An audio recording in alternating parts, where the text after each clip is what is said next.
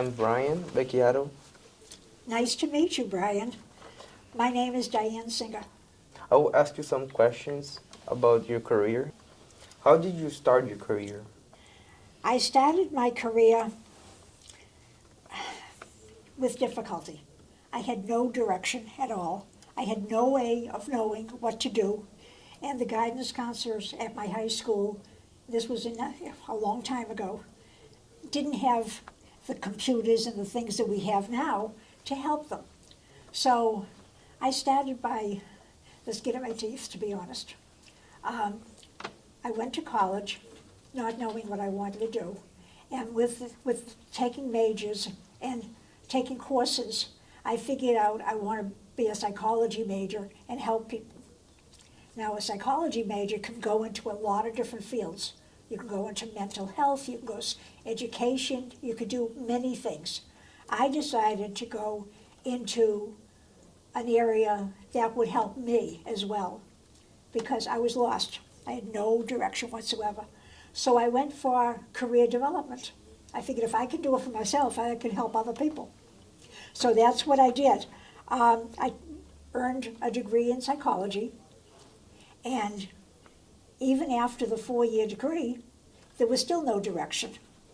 So I went back to school and got a master's degree in counseling psychology from Salem University, because I lived on the North Shore of Boston.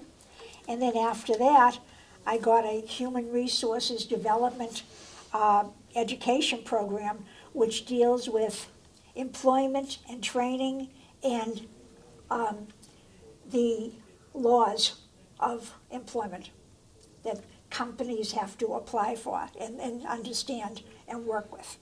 So I did that.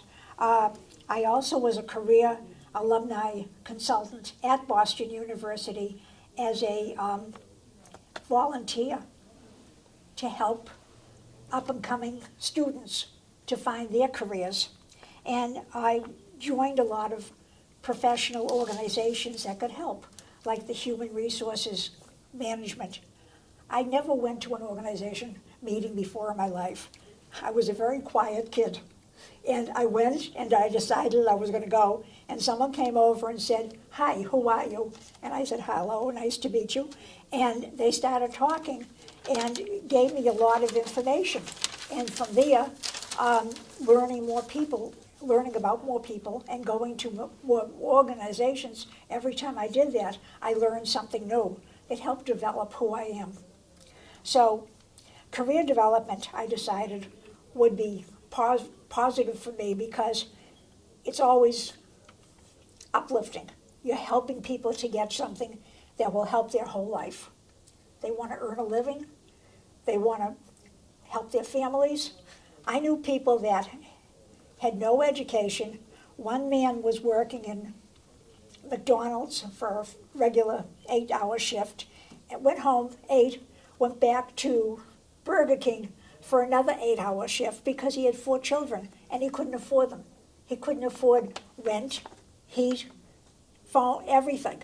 So he worked and worked and worked. And I'm thinking of this man and how dedicated he is to his family and killing himself.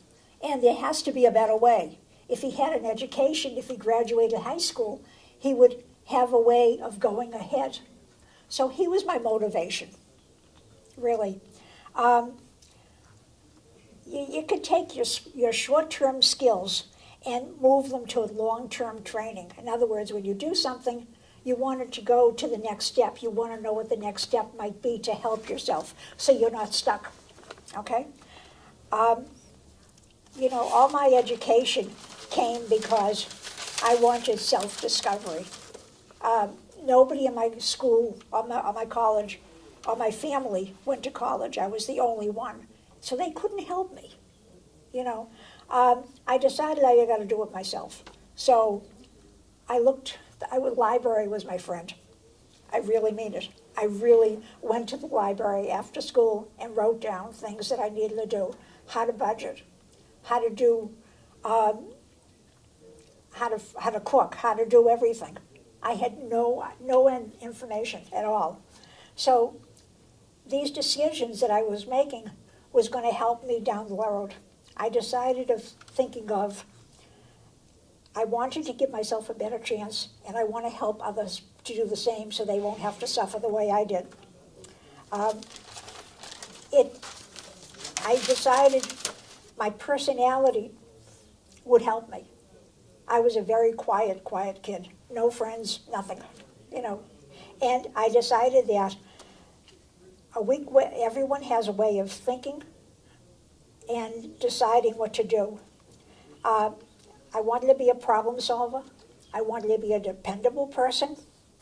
And I thought that would help me narrow down my choices. So one of the things I looked at is my skills. I mean, I was doing information that you can't really apply to a specific skill. It's not like I'm a carpenter or something like that. So I looked at what are the skills needed in the education for these different careers. And I made a list of potential occupations that I might be interested in. And I crossed out skills that I don't like. You know, I didn't like working with certain things, so I crossed that out. I said, that's not going to work for me. I wrote down my interests. Those thoughts could help translate into a career. I liked working with people. I liked talking to people. So that was one thing that I wanted to focus on, my passion, my interests, to give me more motivation. And I realized as I grew older, my interests grow and change as you gain experience. You don't have to be stuck on one thing because you just said, I wanted to be that. You work at different jobs and learn more experience on the job. And that experience can help you go to the next level. Ask yourself, what do you like about the job you're working at? Do you see those interests and skills as part of your experience for a new career? How do your work values fit in with your thing? Do you like variety on the job? Do you like a fast-paced job? Do you like working alone? Do you like working on a team? Do you like working with the public? What else is important to you? Write down your skills and abilities that you think you're good at, and how have you used those skills now? How would you like to go forward and use them? Do you know anybody doing that kind of work that you're considering? So if you do, call them up or get an informational interview and ask them questions about what do they see on the job as the best skills for that person, and how do they learn their skills to move forward.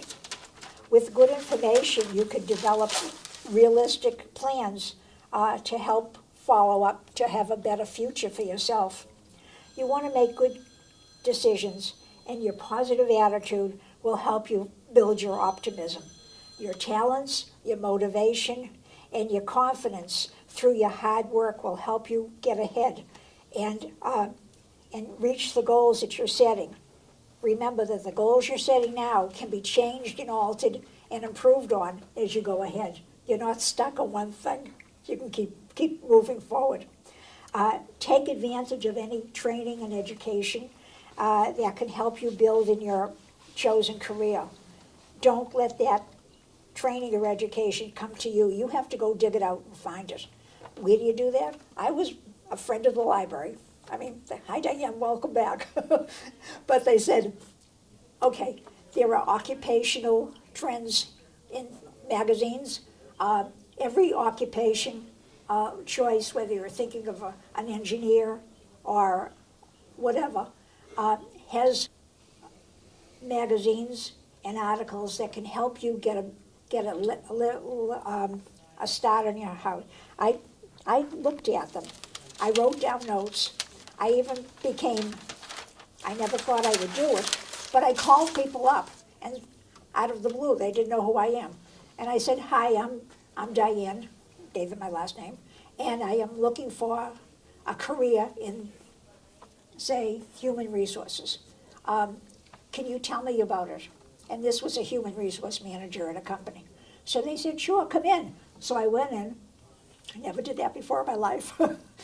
And I wanted to get a chance to tell them, what is human resources? What do you do? How does it help the employees at the company you're working at? And then I went on to find somebody else, an occupational training person. And I kept going to different people, writing about it, and making choices. You don't have to get stuck on one thing.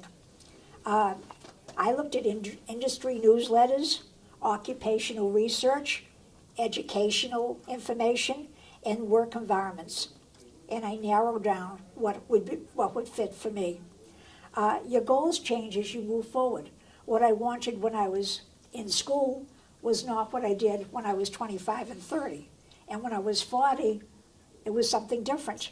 I worked in a larger environment, and I ended up speaking at the National Human Resources Association and many large organizations. I ended up being a vice president of one of the larger organizations as I went forward.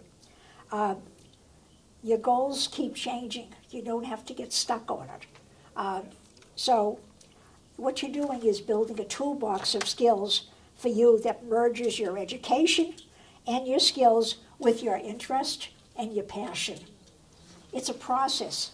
You just don't go to school and decide, I want to do this and that. I don't know anybody, including my own family, my own children, that went to school and became what they did, unless they tried certain avenues that were linked but not connected, if you know what I mean. It was a process where they could move forward in their career, continue with their career development, whatever area they feel comfortable with, and become successful. I wish you all much success in your journey.